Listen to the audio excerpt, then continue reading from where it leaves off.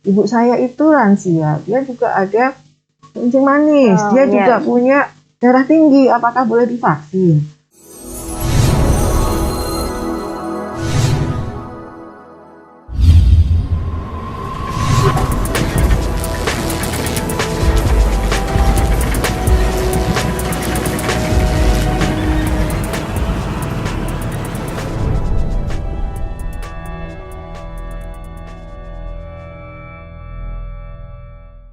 Assalamualaikum warahmatullahi wabarakatuh. Kembali lagi bersama kami di Ngobras, Ngobrol Santai Kesehatan. Kali ini saya Iza, ditemani oleh Ibu Dr. Ida Susilaksmi, MKes. Nah, beliau adalah salah satu praktisi tenaga kesehatan.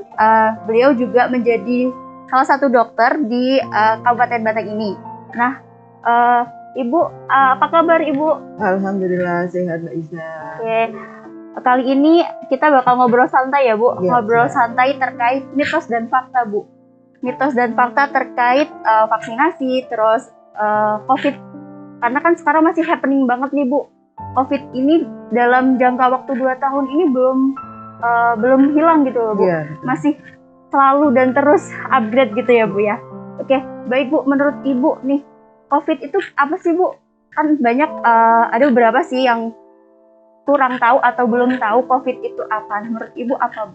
Iya, COVID atau yang kita kenal sekarang ini kan COVID-19 itu sebenarnya adalah penyakit yang disebabkan oleh virus corona. Virus corona sendiri sebenarnya virus yang sudah diketemukan sejak lama dan banyak penyakit juga yang sudah kita ketahui terkait dengan virus corona ini. Misalnya penyakit MERS ya, Middle East Respiratory Syndrome, itu penyakit saluran pernafasan yang banyak terdapat di Saudi Arabia, di daerah Timur Tengah gitu. Kemudian dulu kita juga pernah ada wabah penyakit SARS, Severe Acute Respiratory Syndrome, jadi penyakit akut pada saluran pernafasan yang penyebabnya juga virus jenis corona. Nah, untuk penyakit COVID-19 ini pertama kali diketahui muncul pada bulan Desember tahun 2019 ya di Wuhan. Itu menurut penelitian diketahui bahwa ternyata penyebab dari penyakit COVID-19 ini adalah jenis virus dari keluarga corona yang dikenal sebagai virus SARS-CoV-2 atau SARS-CoV-2, coronavirus yang 2 ya, SARS-CoV-2 itu yang kemudian dikenal sebagai penyakit COVID-19. Jadi penyebabnya virus Mbak untuk COVID-19 ini, virus jenis corona. Itu yang membuat kita juga beraktivitas juga bisa di ini ya Bu, terbatasi gara-gara virus corona itu ya Bu ya. Iya. Nah, itu menurut Ibu gejala-gejalanya apa sih Bu biasanya? Iya. Gejala pada penyakit COVID-19 ini, pada setiap orang tidak sama. Ada yang bahkan orang tidak ada gejala sama sekali, ya, tidak ada gejala sama sekali. Ada juga yang dengan gejala ringan, ya kadang hanya sekedar pegel-pegel, ya badannya merasa nggak nyaman, ada demam, ada batuk pilek, ya. Tapi bisa juga orang dengan COVID-19 ini mengalami gejala yang berat, utamanya di saluran pernafasan. Bisa terjadi sesak nafas, demam tinggi lebih dari 38 derajat, ya bahkan kemudian juga bisa berkomplikasi ke organ-organ yang lain. Jadi sangat variatif gejala dari COVID-19 ini, Mbak. Tapi kalau misalkan batuk biasa, berarti nggak bisa dikatakan COVID ya Bu ya? Kita bisa tahu bahwa seseorang itu kena COVID-19 atau tidak hanya dilihat dari gejalanya. Ya, karena tadi kan ada yang tanpa gejala juga ternyata dari hasil pemeriksaan ternyata diketahui bahwa dia terkena COVID-19 ya. Sehingga untuk kita bisa tahu apakah seseorang itu terkena COVID-19 atau tidak harus lewat pemeriksaan. Ya. Pemeriksaannya itu antara lain dulu di awal-awal kita ada yang namanya golden standard ya, pemeriksaan itu dengan PCR tes ya untuk mengetahui apakah seseorang terkena COVID-19 atau tidak. Kemudian karena berkembangnya penyakit yang sedemikian pesat, kemudian sentra-sentra untuk pemeriksaan PCR ini juga terbatas, sementara dituntut untuk segera melakukan diagnosis secara cepat ya. Dikembangkan juga yang istilahnya tes cepat untuk pemeriksaan COVID-19 ini dengan rapid test ya. Dulu ada rapid test antibody, kemudian juga ada rapid test antigen ya untuk mengetahui apakah seseorang itu terkena COVID-19 atau tidak. Kalau untuk penularannya sendiri Bu, bagaimana sih Bu penularan COVID-19 ini? Ya. COVID-19 ini ditularkan melalui percikan ludah ya atau percikan dahak gitu, percikan istilahnya droplet ya dari dalam tubuh penderita yang sudah terkena penyakit COVID-19. Jadi penularannya lewat droplet atau percikan ludah atau percikan dahak dari penderita ke orang lain. Kalau untuk pencegahannya Bu, bagaimana untuk kita bisa mencegah nih biar kita nggak kena COVID gitu? Ya, supaya kita bisa terhindar dari penyakit ini ya, kan kita sudah tahu tadi penularannya lewat percikan dahak atau ludah atau droplet itu tadi ya, percikan ludah atau dahak atau apa namanya dari tubuh orang yang menderita COVID-19. Maka kita upayakan supaya kita tidak terkena droplet itu tadi. Caranya bagaimana? Dengan memakai masker, dengan mencuci tangan, memakai sabun, dengan menjaga jarak. Karena kan untuk seseorang itu bisa mengeluarkan droplet itu tadi kan berarti dia dari mulut, dari saluran nafasnya ya, dari hidung ya. Kemudian yang kemungkinan terpercik juga adalah dari mulut, hidung maupun mata ya, sehingga supaya kita tidak terpercik orang yang terkena COVID-19 harus menjaga jarak. Itulah tadi pentingnya kita menjaga jarak dengan orang lain ya. Di masa pandemi ini kita memang upayakan jangan berkerumun, harus ada jarak, harus menjaga jarak dengan orang lain. Kemudian tadi kita harus menerapkan protokol kesehatan secara ketat ya, supaya kita bisa mencegah untuk tidak terkena COVID-19. Protokol kesehatan sudah tahu belum nih Mbak Iza? Ya, sudah tahu Bu, ada 5M. Ya. Apa itu? Memakai masker, mencuci tangan, menjaga jarak, menghindari kerumunan. Tapi Bu, kadang ada masyarakat yang masih ngeyel gitu loh Bu. Mereka sudah pakai masker, terus mereka juga sudah, ayo ya udahlah, aku mau cuci tangan, yang penting kita hangout atau apa gitu. Kadang kayak gitu Bu. Nah, menurut Ibu apa sih Bu tipsnya biar kita tuh sadar gitu loh Bu, tetap prokes dan tetap nggak apa ya, nggak terlalu berkerumun gitu loh Bu? Iya, memang untuk kita bisa melewati pandemi ini, untuk kita bisa sama-sama mencegah supaya pandemi ini tidak kemudian meluas, itu dibutuhkan kesadaran dari seluruh masyarakat. Ya. Jadi itu merupakan kerjasama yang harus kesadaran bersama. Itu adalah tadi ya, untuk penerapan prokesnya nggak bisa hanya sekelompok orang yang patuh kemudian orang lain yang tidak ya. Mau hangout, mau jalan-jalan dan sebagainya, itu berarti nanti kita egois ya. Ternyata kita ada virus, kita malah menularkan ke orang lain. Siapa tahu yang hangout itu ternyata OTG, orang tanpa gejala yang dia sebenarnya ada virus COVID-nya ya. Untuk mengatur itu juga pemerintah, kita tahu ada penerapan level PPKM ya. Itu sebenarnya salah satu upaya dari pemerintah untuk mengatur pergerakan masyarakat. Karena kalau tidak ada aturan itu, semua masyarakat tentu akan itu ya, dengan kebutuhannya masing-masing, yang dari pelaku bisnis, dari masyarakat yang dari pendidikan juga butuh sekolah, dari semua masyarakat juga butuh untuk memenuhi kehidupannya sehari-hari. Itu semua kan harus diatur ya. Di satu sisi memang kehidupan harus berjalan, tapi di sisi lain kita tidak ingin virus ini terus berkembang sehingga menyebabkan penyakit yang gitu berlama-lama ya.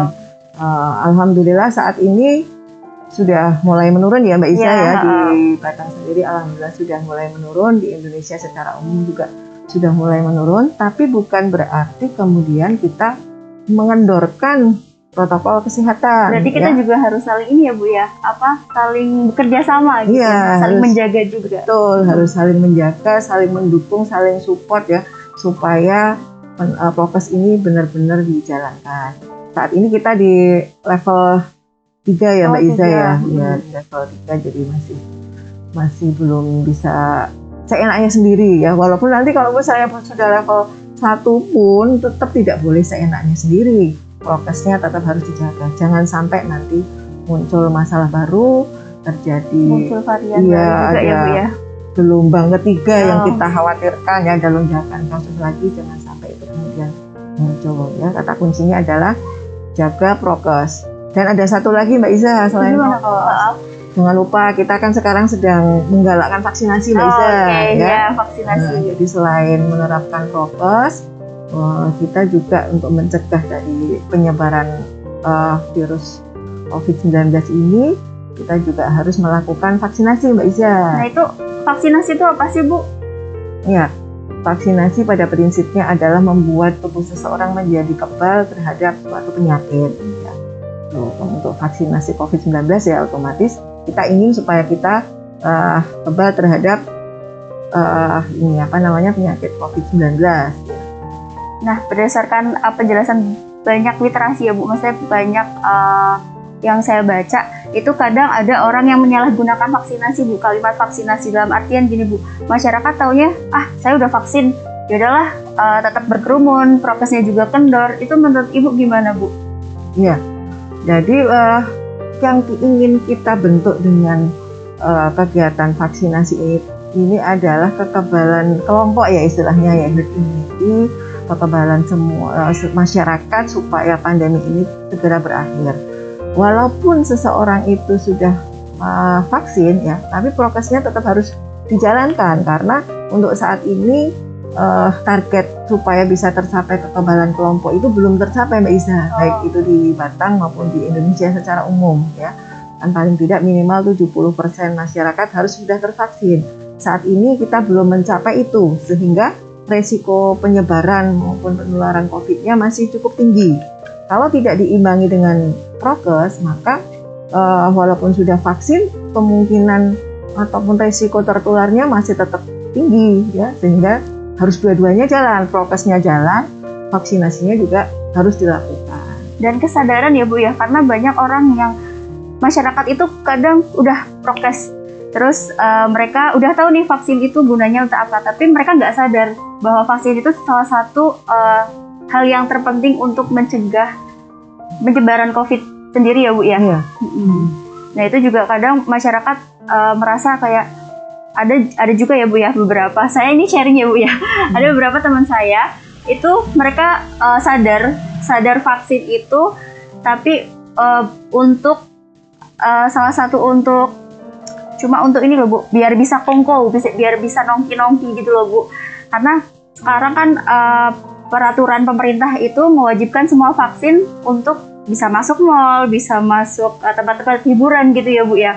Nah itu menurut Ibu gimana Bu untuk menimbulkan kesadaran bagi kita nih Bu, yang khususnya untuk yang remaja gitu loh Bu.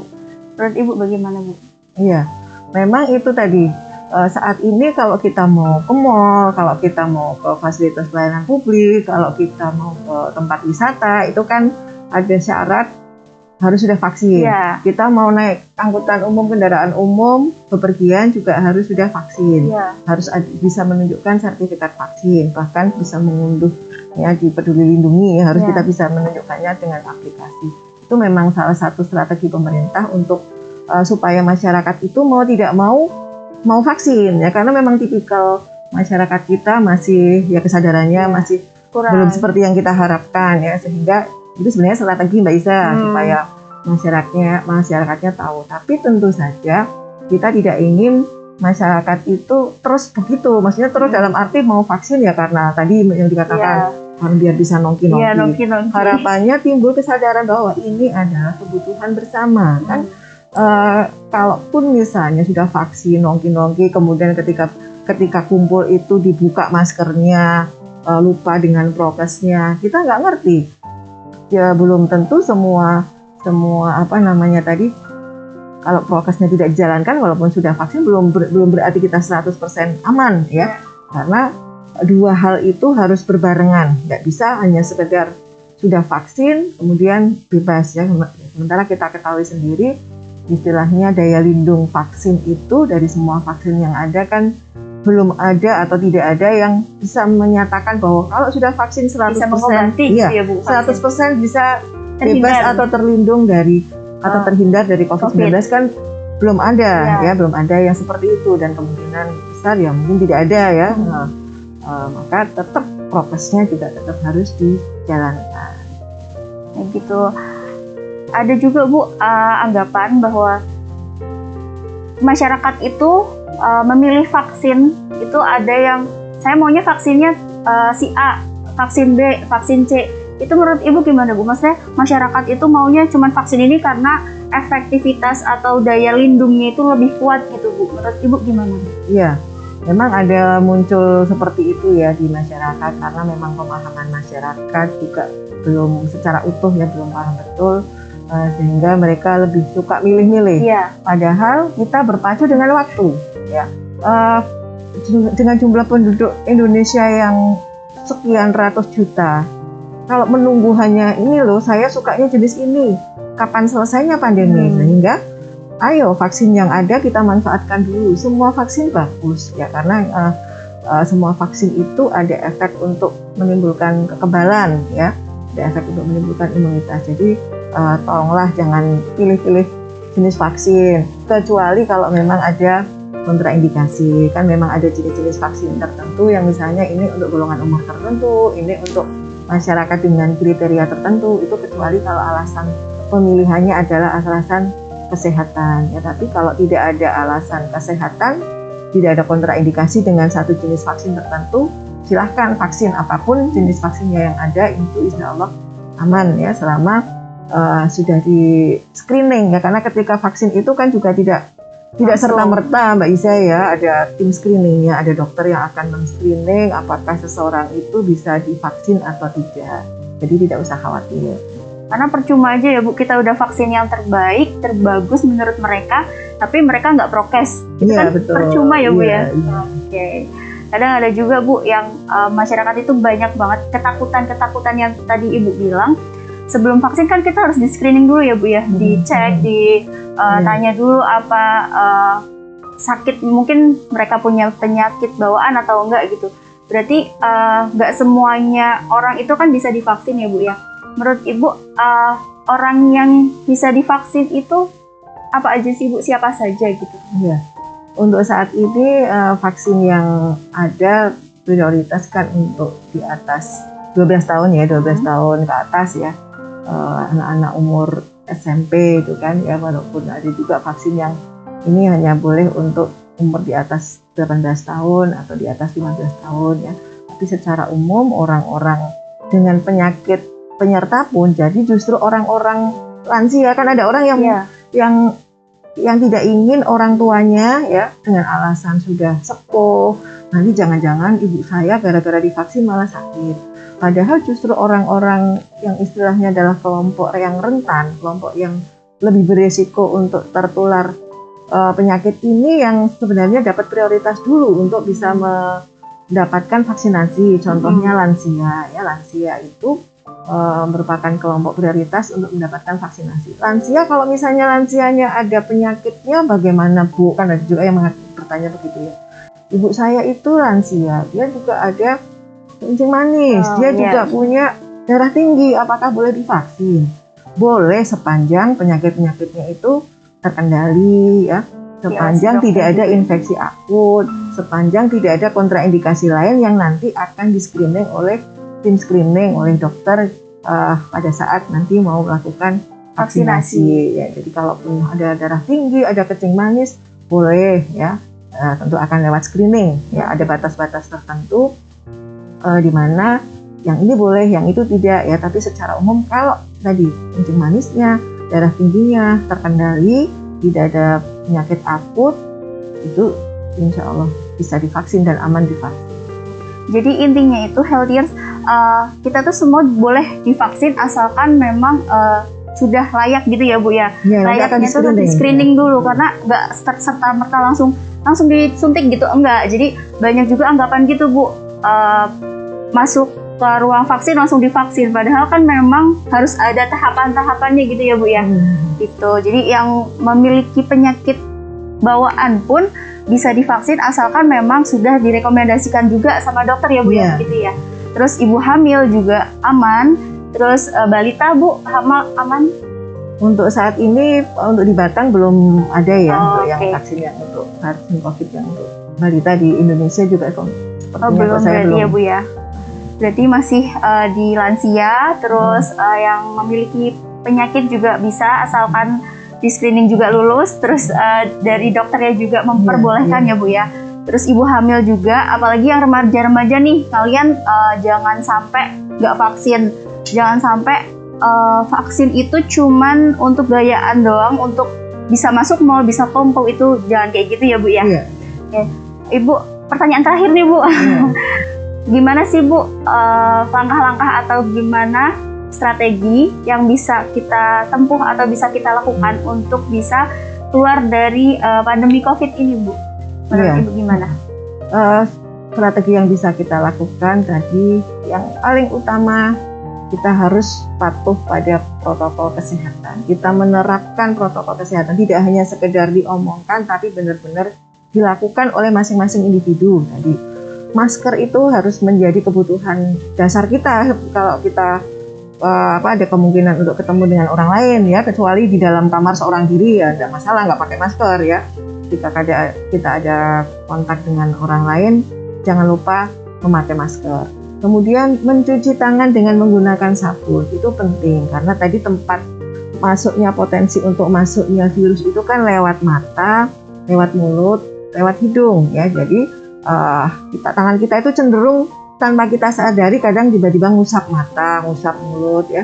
Maka harus benar-benar kita ingat sesering mungkin mencuci tangan menggunakan sabun, terutama sebelum kita menyentuh area wajah ya. Itu. Kemudian menjaga jarak itu juga salah satu prokes yang penting ya. Jaga jarak. Sebisa mungkin kita menghindari kerumunan, sebisa mungkin kita mengurangi bepergian ya kalau tidak untuk urusan-urusan yang memang betul-betul penting ya. Kemudian yang tidak kalah pentingnya juga selain menerapkan prokes ketat adalah dengan melakukan vaksinasi. Vaksinasi semoga nanti kalau 70% lah paling tidak ya masyarakat kita sudah divaksin, syukur-syukur bisa 100% ya seperti di negara-negara maju maupun di kota kabupaten di Indonesia juga ada yang sudah mendekati 100% ya. Harapan kita nanti kalau semakin banyak masyarakat yang divaksin, maka kekebalan kelompok kita, kekebalan terhadap COVID ini juga akan semakin tinggi sehingga harapannya pandemi ini akan segera berakhir. Ibu, terima kasih atas pemaparannya luar biasa ini ya Bu. Baik, untuk healthiers, seperti yang Ibu tadi sudah menjelaskan, sudah memaparkan banyak sekali terkait COVID, terkait vaksinasi, itu pemaparannya udah luar biasa banget. Dan Bu Ida juga sudah menyarankan kepada kita semua, kita harus tetap harus memperketat prokes dan vaksinasi. Kita juga harus vaksinasi. Ibu, terima kasih ya Bu atas waktunya. Terima kasih sudah hadir di podcast kami, Ngobrol-Ngobrol Santai. Terima kasih juga ilmunya Ibu, sangat luar biasa untuk kami. Jadi cukup sekian ngobrol santai pada pagi hari ini.